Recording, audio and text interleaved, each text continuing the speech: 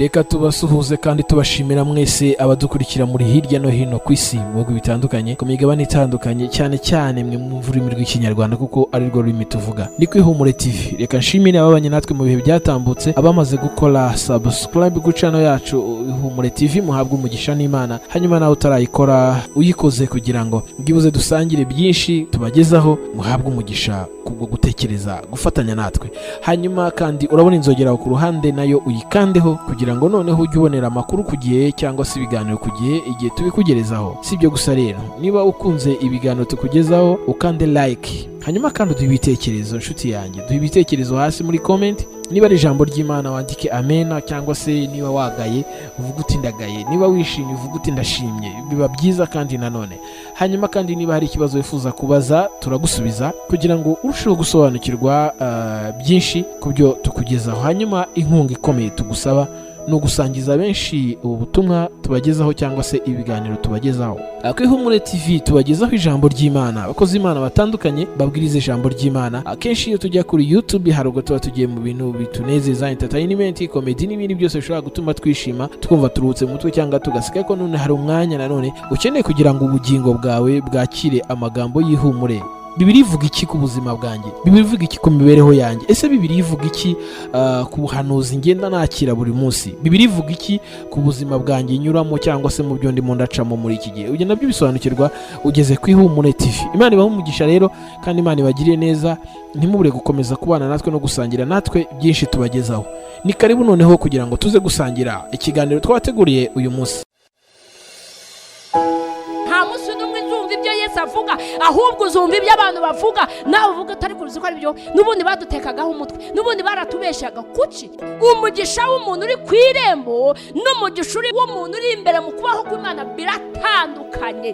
Ni byiza utega amatwi wumva icyo Kristo avugana nawe. Arakubwira iki? Ko atari undi muntu, kuko atari ijwi ry'undi muntu. Mwene data, iki gihe tugezemo ntabwo ukeneye ijwi ry'undi muntu, ntabwo ukeneye ijwi ry'amafaranga, ntabwo ukeneye ijwi ry'ubumenyi ufite, ntabwo ukeneye ijwi ry'ubwenge ufite, ntabwo ukeneye ijwi ry'ubuhanga ufite. Ukeneye ijwi rya Yesu, ukeneye ijambo Yesu avuga. Ariko ntabwo Yesu azavugira ku muntu utafashe umwanzuro. Yesu ntabwo akorana n'umuntu udafite amatwi yumva, akorana n'umuntu yavuze ijambo akavuga ngo kuko bivuze. Petero arabaza ngo kuko bivuze reka nkora iki? Bene data, ntabwo bigeze bahindukira ngo bajye mu cyerekezo batari barimo. Oya, nta nubwo bigeze bahindukira ngo bavuge ngo kubera ko Yesu abivuze. Turagushima yuko uri Imana nziza, tugushimiye ubuntu bwawe n'imbabazi zawe, tugushimiye kugira neza kwawe. Wakoze kuturinda kuva nijoro gushyikira amasaha, wakoze kutwongerera umunsi wo kubaho, wakoze Mwami, kubera ko ibi byose nta muntu wabigizemo uruhare, ni wowe wabikoze Murengezi mwiza. Turabigushimiye, tugushimiye umunsi waturemeye tutigeze kubona, umunsi w'umugisha kandi umunsi Data wera ugendanye n'ibyo waduteganyirije. Turabigushimira. Uyu mwanya rero tuguhaye ikaze, tugiye kwinjira mu ijambo ryawe. Ndasaba kugira ngo ubuntu bwawe urusheho kubana nanjye. Ijambo ryawe rimbwira neza ngo uwigisha n'uwigishwa bagabane. Ndasaba nkwinginga kugira ngo mvuge ijambo ryawe ntaba ari njyewe, ubuntu bwawe bumbeho cyane, unkoreshe nk'igikoresho kugira ngo wigerere kubo ushaka. Mana, ijambo ryawe rivugwa, uvugane na buri muntu wese, abari bacitse intege, abari basubiye inyuma, abari bagiye kubivamo, abari barabivuyemo bitewe n'ibibazo runaka. Ndakwinginga kugira ngo iri jambo rigwe ku butaka bwiza, ryere imbuto nyinshi ku buzima bw'uwo muntu, kandi Uwiteka Imana ikomeye wongere gukora umurimo mwiza hagati muri bo. Tuguhaye ikaze, ngwino uvugane natwe, ni mu izina rya Yesu. Amena. Imana ibaha umugisha. Nanone ni cya kiganiro niba imfatiro zisenywe umukiranutsi yakora iki? Twatangiye ku ijambo ari ryo nkiriho, ijambo ryo kuva ku irembo ukinjira imbere. Twabonye ibintu byinshi, twabonye ibintu ingaruka zo kuba ku irembo, nanone turongera tubona n'inyungu zo kuva ku irembo ukinjira imbere. Twatangiranye n'icyanditswe kiri mu byakozwe n'intumwa ibice 3 umurongo wa mbere kugeza ku murongo wa 10, aho ijambo ry'Imana ritubwira ko kuri iryo rembo habaga umuntu wahicaraga buri munsi wabanaga n'ubumuga asabiriza uwinjiye wese kugira ngo amuhereze. Ariko igitondo kiba kimwe nk'iki munsi, wenda nawe uyu munsi ushobora kuba ari igitondo cyawe cyo kugira ngo Imana ikuvaneho wari uri ikakwinjiza ahandi wo utatekerezaga. Igitondo kiba kimwe rero, ahura n'abagabo badasanzwe, ahura n'abagabo bamenye umugabo bita Yesu, bahura n'abagabo bamenye ko amafaranga atari yahindura ubuzima bw'umuntu, ahubwo Yesu ari we uhindura. Hanyuma rero ngo bahageze, uwo yari Yohana na Petero, ngo ijambo ry'Imana tubwira neza ngo bari bamenyereye buri saa 9 ko bagomba kujya mu rusengero. Uwo mugabo rero babonye, abona uko bambaye, abona uko basa, aravuga ati uyu munsi aba bagabo bashobora kuma amafaranga menshi. Ijambo ry'Imana tubwira neza ngo arabasaba, barangije baramubwira ngo udutumbire cyane. Barabatumbira, we yaratekereje ngira ngo aravuga ati uyu munsi dore ko nasabye, ariko uyu munsi ushobora kuba ngiye gutahana 100,000. Ariko ijambo ry'Imana rimbwira neza ngo Petero na Yohana babwira uwo mugabo, aravuga ngo ifeza n'izahabu ntacyo dufite, ariko icyo dufite turakiguha mu izina rya Yesu. Baramubwira ngo haguruka mu izina rya Yesu. Uyu mugabo yari amaze imyaka myinshi, yari amaze igihe kinini yicara ku irembo, amaso ye atari ku Mana ahubwo ari ku bantu. Ariko kuko hari abasobanukiwe umugabo bita Yesu, bimufasha kuba byamukura ku irembo.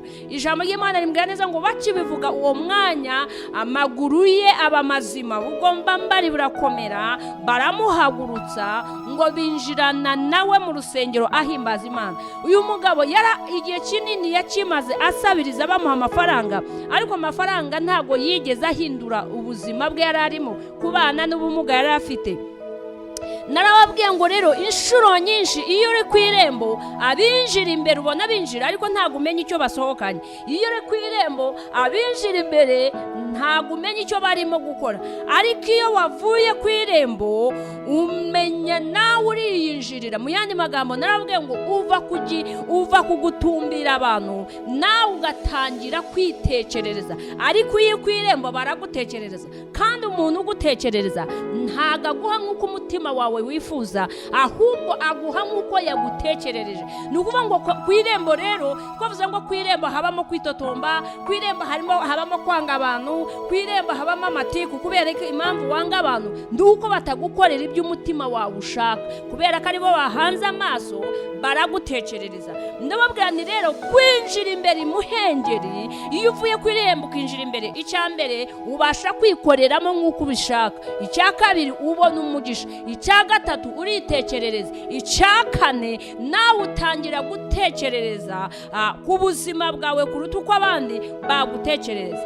Ku wa kabiri twasomye ikindi icyanditswe cyari mu Bami ba kabiri, ibice 7 guhera ku murongo wa mbere kugeza ku murongo wa 10. Haratubwiraga ngo habayeho umukozi w'Imana umwe bitaga Elisa, arahanura akoreshejwe n'Imana. Iki gihugu cyari mu gihe cy'inzara iteye ubwoba, baratewe n'inzara. Noneho rero Elisa arahanura, arababwira ngo ejo nk'iki gihe ingemeri imwe izabigura amafaranga 5, ingemeri 2 zizaba zigura amafaranga 10. Ijambo ry'Imana ritubwira neza ngo umugabo igisonga umwami yegamiraga aramubwira ngo naho Imana yakingura amadirishya y'ijuru, ese ibyo bintu byashoboka? Elisa aramubwira ngo uzabirebesha amaso ariko ntago uzabijyaho. Ijambo ry'Imana rimbwira ngo icyo gihe hari ababembe bari barirukanywe mu murwa, bashirwa inyuma y'umurwa. Mu yandi magambo Elisa yahanuye ari imbere ibwami, inyuma hari ababembe, inyuma y'ibwami cyangwa se inyuma y'umurwa, inyuma y'igipangu, reka nyite igipangu kugira ngo tubyumve. Hari ababembe bahamaze igihe, icyo gihe bari barahawe akato kuko ari ababembe, bashirwa inyuma y'umurwa, nta muntu wabarebaga, nta muntu wabicaraga. Ubwo ndimo ndanyuramo kugira ngo dukomeze. Noneho ijambo ry'Imana rimbwira neza ngo barambirwa kuba ku irembo, baravuga ngo iki twicaza aha kugeza aho dupfira niki? Nitwinjira imbere inzara irimo irawudutsinda, kandi nanone nitwicara aha nabwo turahagwa.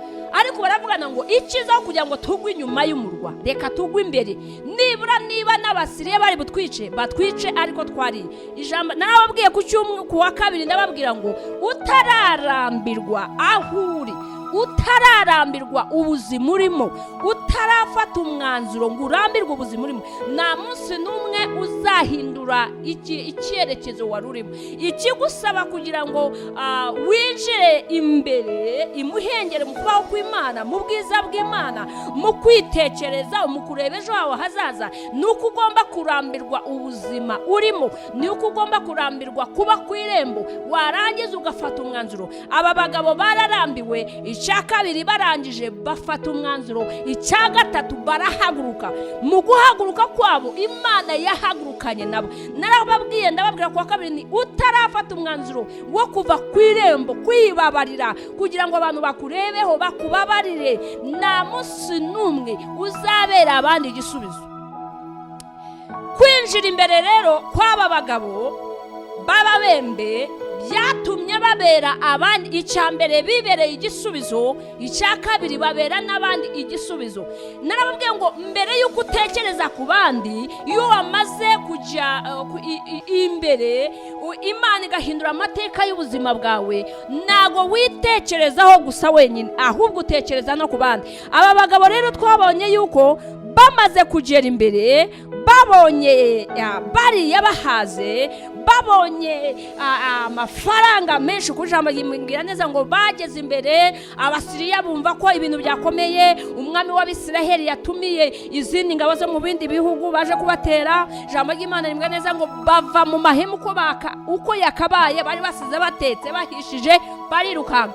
Ababembe ijambo ry'Imana rimbwira neza ngo bagera mu ihema rya mbere, bararya baranywa barahaga, bafata ifeza n'izahabu barahisha, bajya mu rindi ihema, nta mwanya w'inzara. Inzara yari yarangiye, ntabwo bari bakireba ibiryo, ahubwo bari bakireba amafaranga noneho n'imyambarire.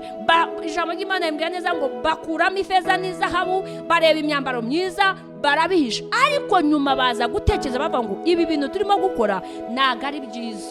Ni byiza kugira ngo tubere n'abandi igisubizo, ni byiza kugira ngo duhe n'abandi inkuru nziza. Mwene data, twaravuze ngo ku irembo nta nkuru nziza ibaho.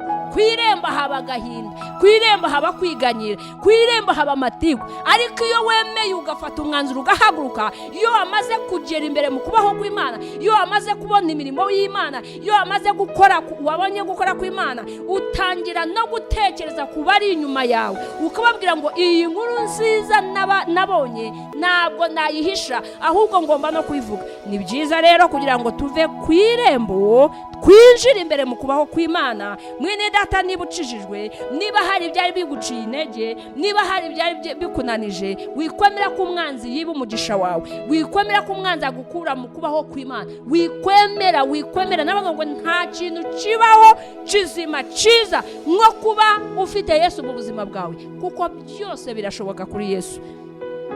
Turacyari ku ijambo ry'Imana rero, kuva ku irembo tukinjira imbere. Ndavuga ku irembo, kuba umukristo nawe wenyine wishidikanya kutari umukristo, kuba ku irembo ry'agakiza, kuba mu gakiza wumva bavuga Yesu ariko utamuzi. Narababwiye ngo ntabwo uzamenya Yesu keretse nuhaguruka ukamwishakira. Ikindi narababwiye ngo kuba ku irembo ukumva bavuga Yesu biroroshe kugwa, biroroshe kuva mu gakiza. Ariko umuntu winjiye mu kubaho kw'Imana, umuntu wamenye Kristo bya nyabyo, niyo imiyaga yaza, niyo inkuba zakubita, nibwo yahura n'ibindi, ahita amenya ngo hejuru y'ibi ngibi hari umugabo ubiruta. Reka dusome ijambo ry'Imana. Uyu munsi tugiye gusoma muri Luka ibice 5, turahera ku murongo wa mbere tugeze ku murongo wa 11. Luka ibice 5 umurongo wa mbere tugeze ku murongo wa 11. Haravuga ngo Yesu yari ahagaze mu kibaya cy'inyanja ya Genesareti, nuko abantu benshi bamubyiganaho ngo bumve ijambo ry'Imana. Abona amato abiri atsitse ku nkombe y'inyanja, ariko abarobyi bari bayavuyemo. Amaze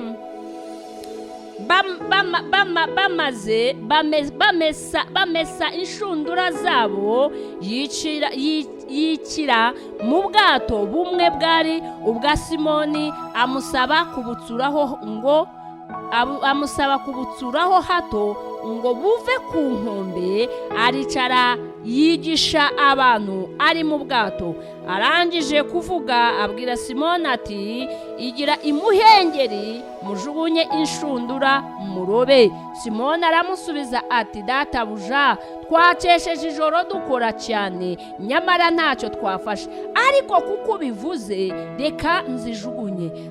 Babikoze bafata ifi nyinshi cyane, ndetse inshundura zabo zenda gucika.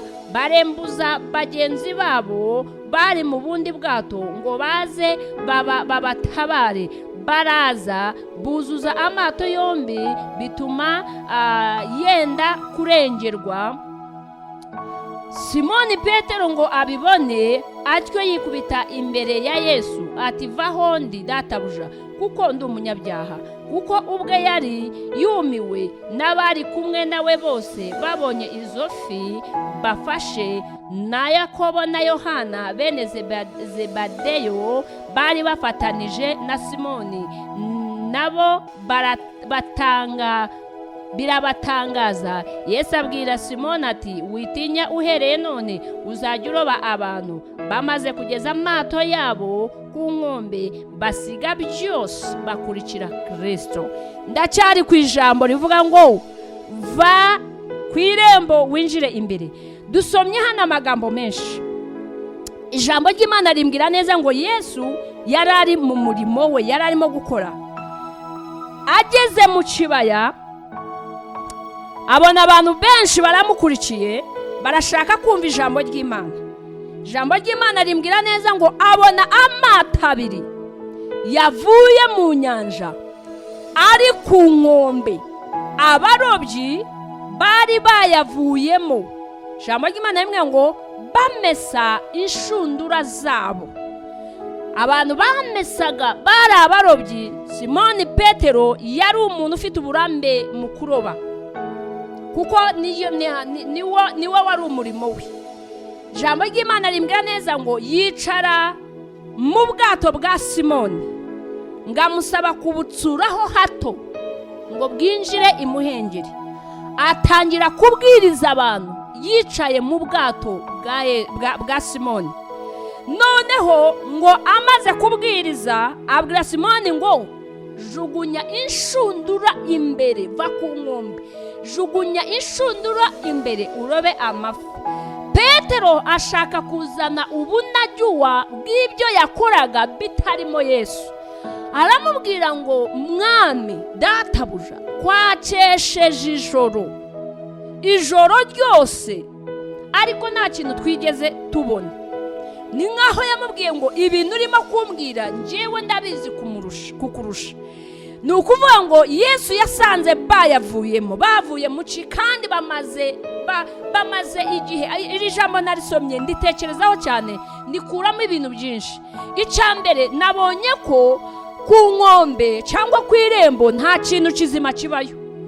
Tugiye mu bintu by'inyanja n'ibiki, ku nkombe atari imuhengeri haba imisundwe, haba iminyorogoto, haba ibyondo, haba twa tuntu dufata imisundwe niyinjira mu mubiri.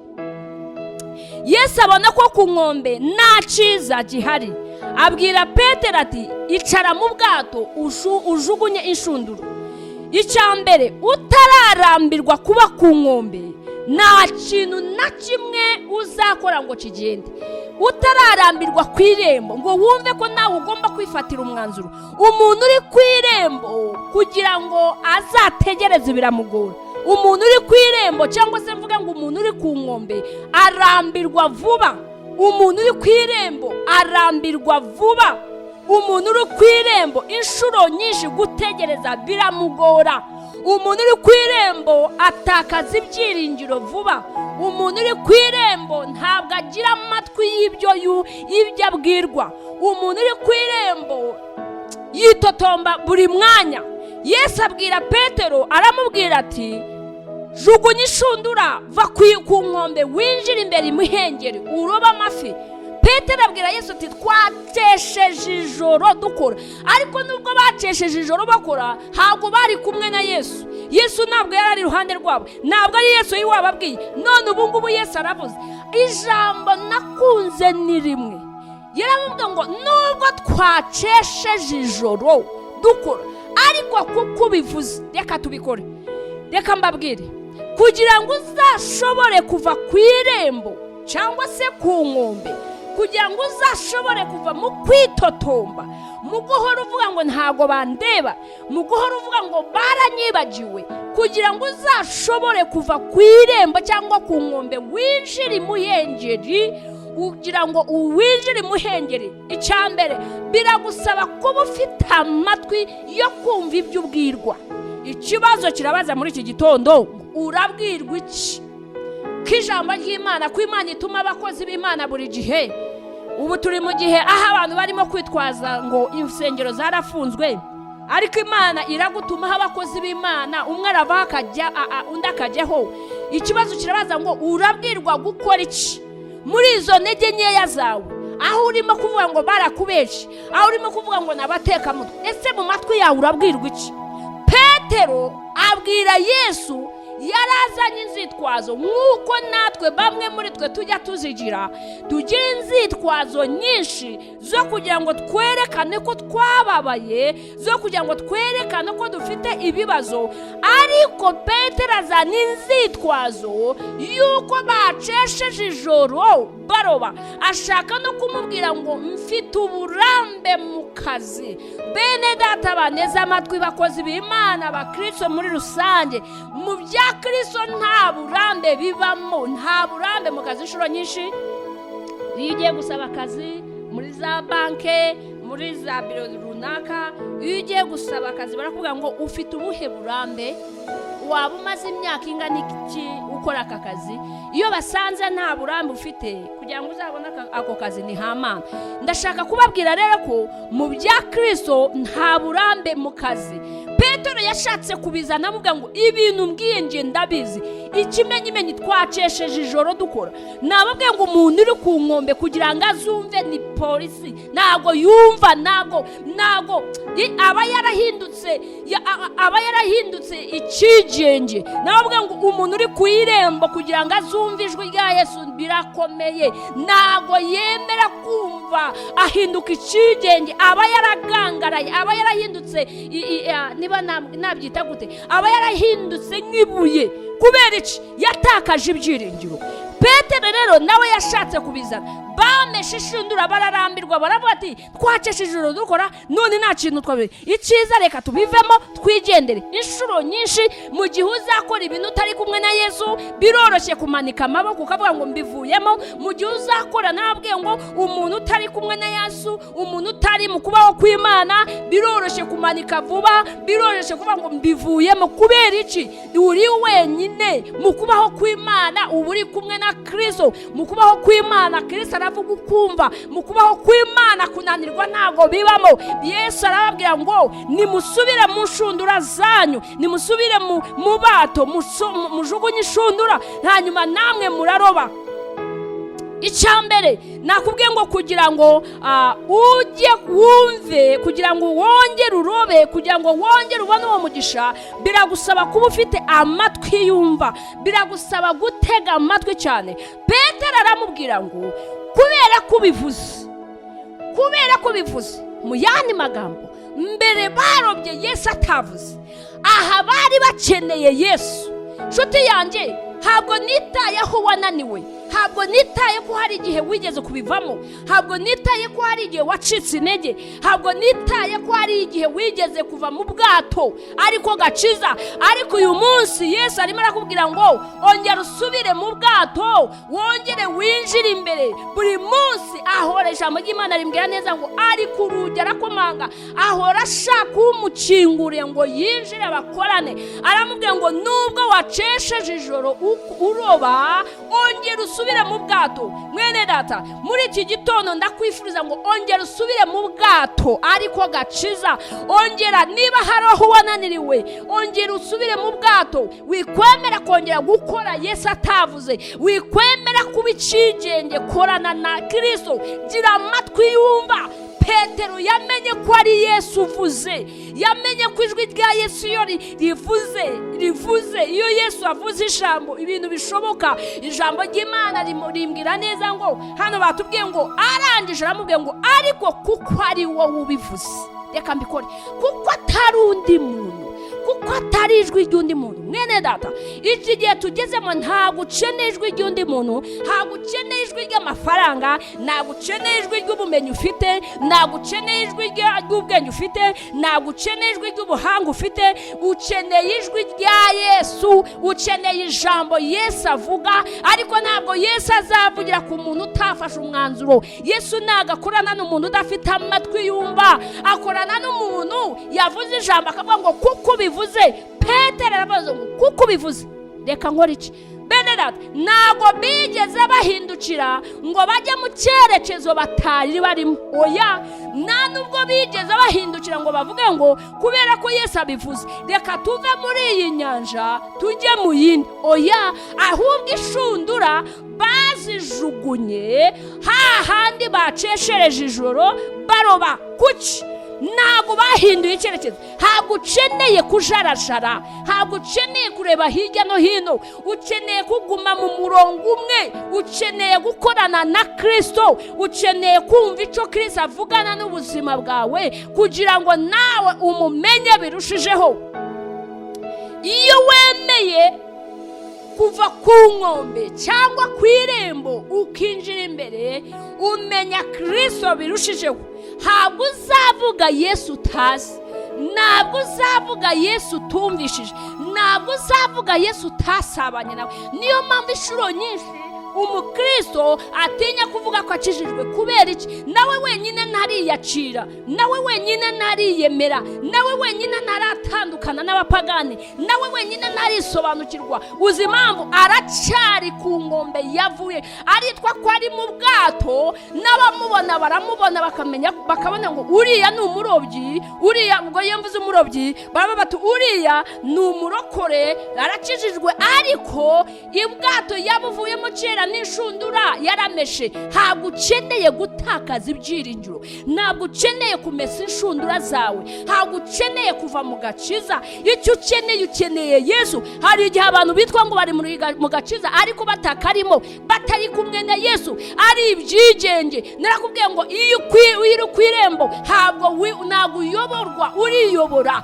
Ariko iyo winjiye imbere umva ubushize nakoresheje ijambo rya telekomande. Narakubwiye ngo iyo umuntu ari mu kubaho kw'Imana, iyo umuntu yinjiye indani muhengeri mu gushaka Imana, iyo umuntu yinjiye imbere mu gusabana n'Imana, ava ku kuba icyigenge agahinduka telekomande. Nabwo ngo telekomande umuntu uyifite mu biganza ayikoresha icyo ashaka, channel ashaka kureba cyangwa se channel ashaka kureba niyo ashiraho. Ni ukuvuga ngo natwe iyo turi mu kubaho kw'Imana duhinduka telekomande ya Kristo. Ntabwo tuba tukigenga, nta nubwo tuba tukiyobora, tuba tuyoborwa n'ijambo ry'Imana, tuba tuyoborwa no kubaho kw'Imana, tuba tuyoborwa n'ubwiza bw'Imana, tuba tuyoborwa n'umwuka w'Imana, tuba tuyoborwa na Kristo. Ni ukuvuga ngo Kristo aba akandi peso akavuga ngo aha niho nshaka kunyura, uku niko nshaka kubikora. Ni ukuvuga ngo iyo uri ku nkombe rero, iyo uri ku irembo, ni wowe wikorera ibyo ushaka.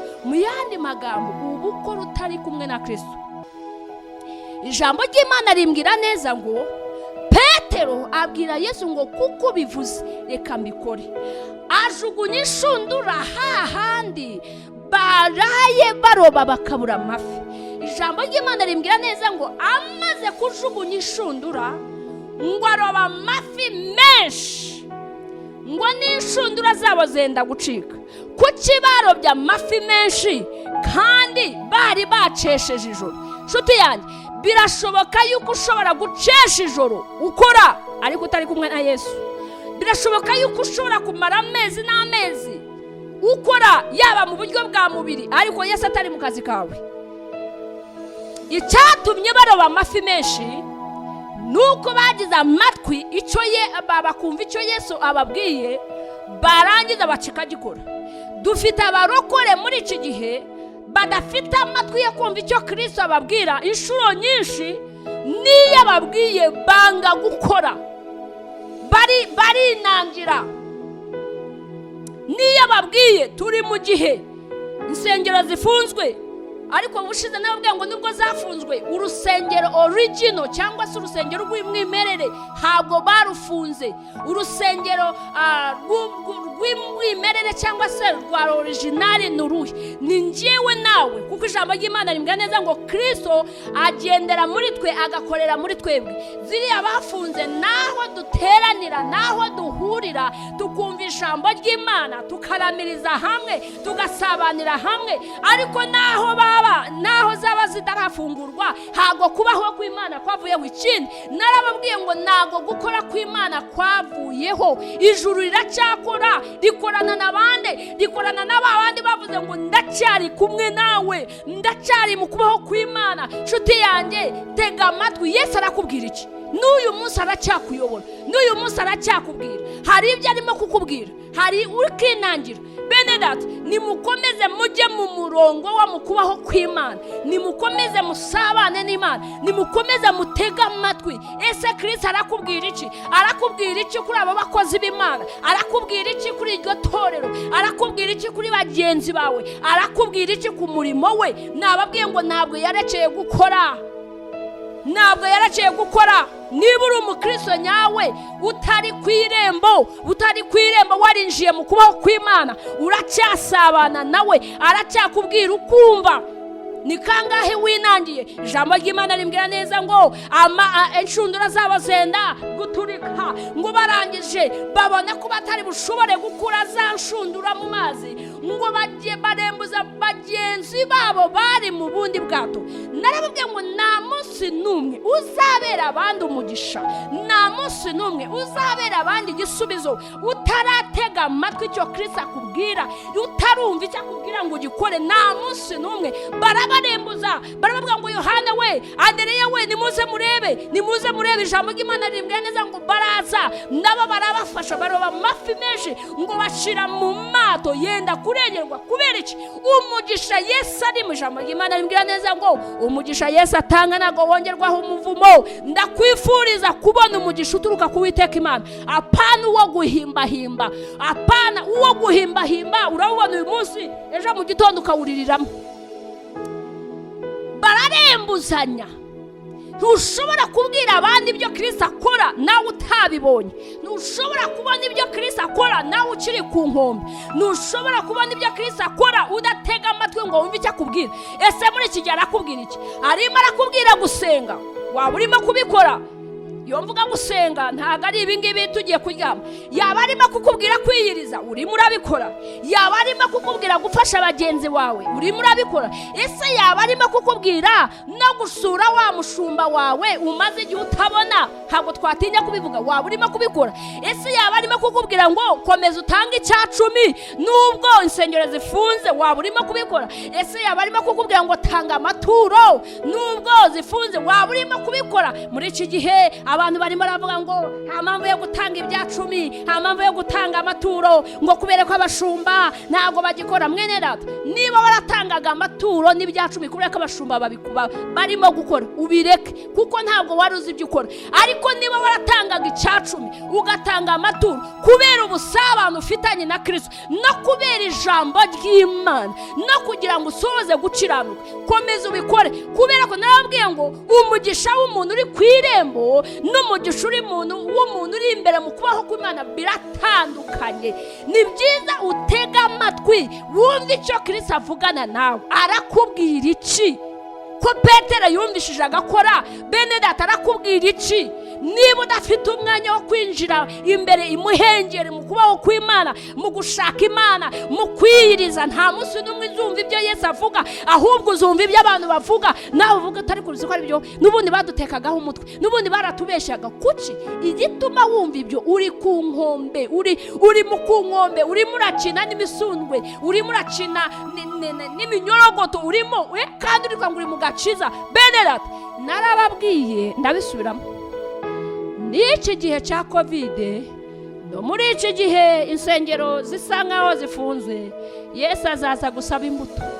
Ntabwo imbuto azidusaba kubera ko turi mu rusengero, turi mu kubaho kw'Imana, turimo kuvuga ngo haleluya amena, urakwiriye. Oya, na cya gihe utagiterana na bene so, na cya gihe mva mwene data, Yosefu ari muri Egiputa, igihe nyirabuja yamusabaga ko baryamana, ntabwo yigeze avuga ngo bene data barandeba.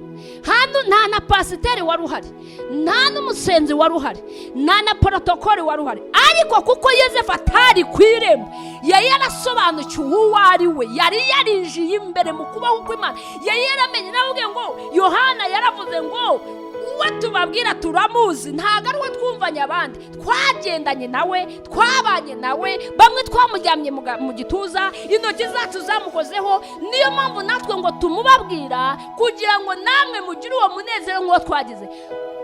Yosefu yari yaramenye ko yabwiye nyirabuja, aramubwira ngo ibintu byose byo muri iyi nzu narabihawe usibye wowe. Icya kabiri aramubwira ngo ndi umuheburayo. Umurokore uzumva agahagarara kuvuga ngo mwene data nundebera giye ndakijijwe, jya umenya ngo uwo muntu. Yosefu abwira nyirabuja, amubwira ngo ndi umunyagano, nibyo, ndi umukozi hano wo mu rugo, utanahembwa, utanahabwa agaciro, nibyo, uri mwiza ndakubona, nibyo, ufite amafaranga mabuja, nibyo. Ariko mwene data aramubwira ati ndashaka kubwira ngo umugabo mfite, umugabo namenye arakuruta. Naba ndi umukozi wo mu rugo udahembwa, ariko ndakora ndi kumwe na Kristo. Bene data, akazi akariko kose ukora si ikibazo, ikibazo uragakorana nande, uragakora gute, uragakora mu buhe buryo. Yosefu yamubwiye ngo ndi umuheburayo.